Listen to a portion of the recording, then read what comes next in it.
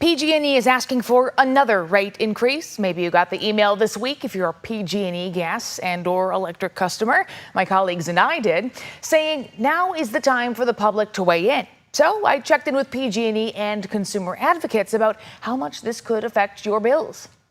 This email landed in PG&E customers' inboxes this week, inviting people to make comments and raise concerns with the California Public Utilities Commission, or CPUC. They're the regulators in charge of approving, amending, or denying the rate increase requests from investor-owned utilities, including PG&E. We want our customers to know this is the smallest percentage increase we've asked for in a decade.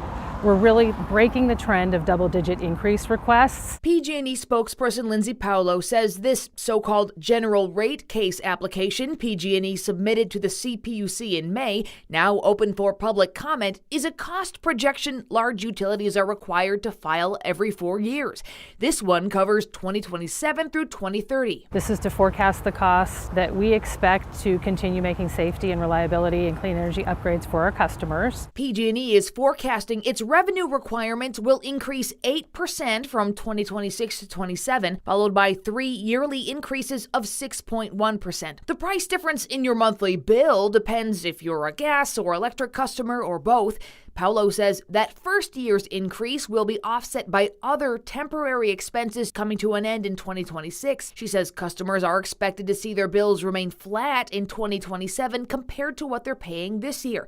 As for 2028 through 2030, I can't forecast out 28, 29, and 30 because we have too many cases that are pending that we don't know what the outcomes will be. Pending requests for more temporary rate increases to pay for specific projects. Customers have already had it up to here with rate increases. Mark Toney is executive director of the Utility Reform Network. He encourages people to not only submit public comment to the CPUC, but also express concerns to their state senator and assembly member. There are no limits to how much PG&E can ask for a rate increase. There's no limits to how many times a year they can ask. The problem here, what's broken, is that the regulator isn't stepping in and scrutinizing the spending, saying no to increased spending. Bernadette Del Chiaro is Senior Vice President for California with the Environmental Working Group.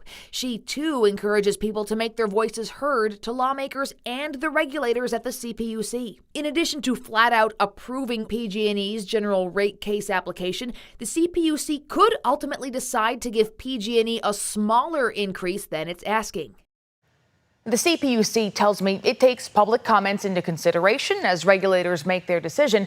The final decision is expected late next year. Now, in addition to submitting written public comment online, there are also 3 opportunities to present your comments at 1 in-person and 2 virtual hearings. We put links to that information at abc10.com/links.